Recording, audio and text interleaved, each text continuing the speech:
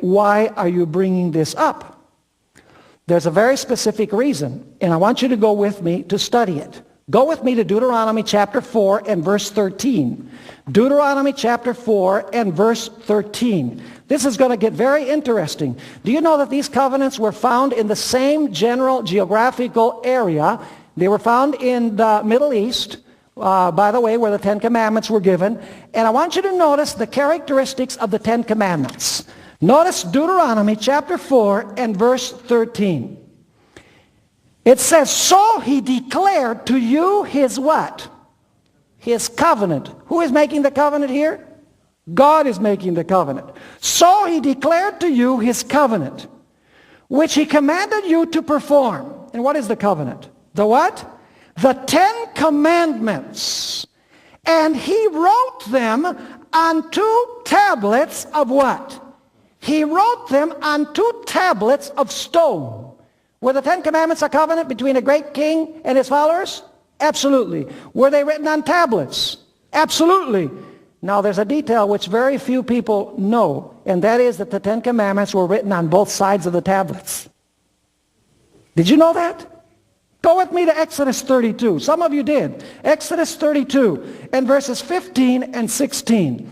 Exodus chapter 32 and verses 15 and 16. Notice what we're told here.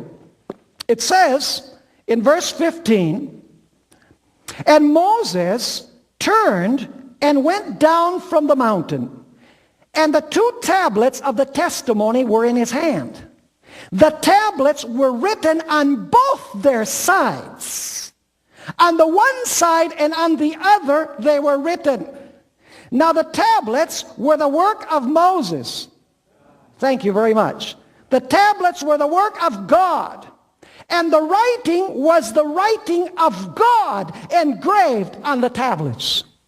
On how many places were the tablets written? On the front side and where? And on the back side. The reason why the Bible says that the 10 Commandments were given in this way is because that's the way in which covenants were given at that time, which has been discovered by archaeologists who have unearthed dozens of tablets that follow this same pattern. Now my question is, where would you expect to find the seal of God in the 10 Commandments? You would expect to find the seal of the great God in the middle of the tablet. Is it in the middle of the tablet? Would you expect that seal to have the name of God, to have the title and his territory? Absolutely. Go with me to Exodus chapter 20 and verse 11. Exodus chapter 20 and verse 11. See, God uses archaeology to show things to us. Even the stones speak out if we don't. Notice Exodus 20 and verse 11. It says, for in 6 days the Lord, that's his name, right? Yahweh or Jehovah we say. For in 6 days the Lord made. What is the office or what is the function of this God, of the Lord? He is the what? His title is Creator. The Lord made, what is his territory? The heavens and the earth, the sea, and all that is in them, and rested the 7th day. Therefore the Lord blessed the Sabbath day and hallowed it. By the way, this is the only one of the 10 Commandments that has all 3 necessary elements of a seal. The name of the lawgiver, his function or his office, and the territory over which he rules. Isn't this interesting? Now, allow me to say something about the Sabbath and the reason why God gave the Sabbath. Did God give the Sabbath to establish the distinction between himself and his creatures? Is that what the commandment says? Remember the Sabbath day to keep it holy. And at the end he says, the reason why is because I made the world in what? In 6 days and rested the 7th. Therefore I commanded you to what? To rest on the 7th day in recognition that I was what? That I was your creator and you are the creature. By the way, go with me to Ezekiel 20 and verse 20, where we find this same idea. Ezekiel chapter 20 and verse 20. Here we find some very interesting words. You see, Israel had apostatized from God consistently, time and again. And in Ezekiel chapter 20, God is telling them about their history. And he's going to explain the reason why he gave them the Sabbath.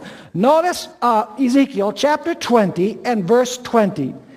God says, hallow Moses' Sabbaths. Oh, thank you.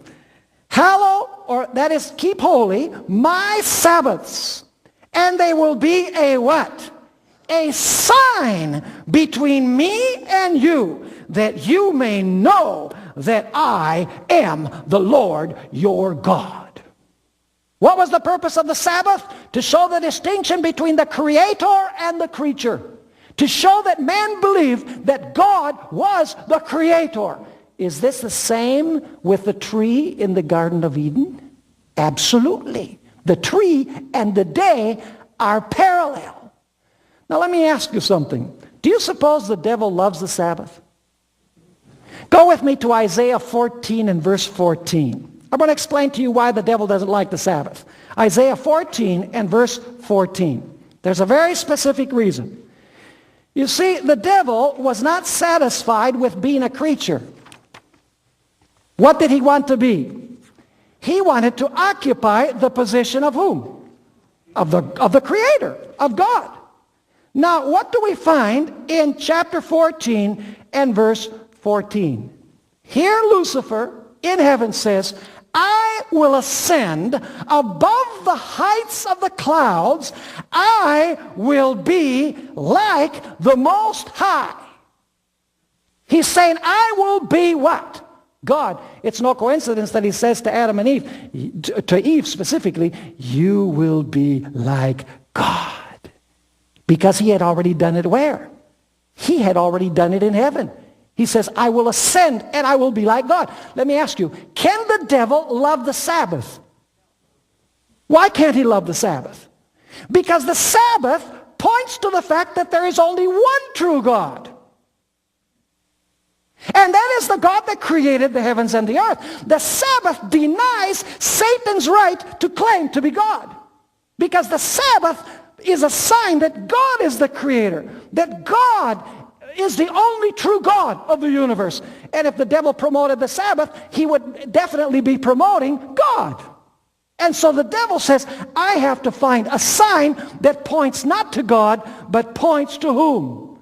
But points to me and my kingdom. Now let me ask you, who chose the Sabbath as the day of rest? Did God say, folks, here's 7 days. I'm a generous God. I want you to dedicate 1 day in 7 to me. You choose which. Lots of Christians would like to believe that. That God said any day in 7, as long as we take 1 day to rest, that's all right. Who chose the specific day that we're supposed to rest? Notice Genesis chapter 2 and verses 2 and 3. Genesis chapter 2 and verses 2 and 3. It says here in Genesis 2 and verses 2 and 3 the following. And on the, notice the number of times 7th day is used. And on the 7th day God ended his work which he had done. And he rested on the 7th day from all his work which he had done. Then God blessed the 7th day. I think he's trying to tell us that the Sabbath is the 7th day. And on the 7th day he rested from all his work which he had done and made. And then it says he sanctified the Sabbath and he rested on the Sabbath. In other words, who chose the day that he expected human beings to keep? God chose the day just like God chose the what? Just like God chose the tree. Now, how did the devil try and change the Sabbath on this earth? He needed a human instrument or a human system in order to do it. And that system we talked about last night. I'm going to read you a few statements now. I'm going to read you particularly one right now, but we'll be reading several of them. This statement is from a Roman Catholic, very reputable Roman Catholic encyclopedia called Prompta Bibliotheca.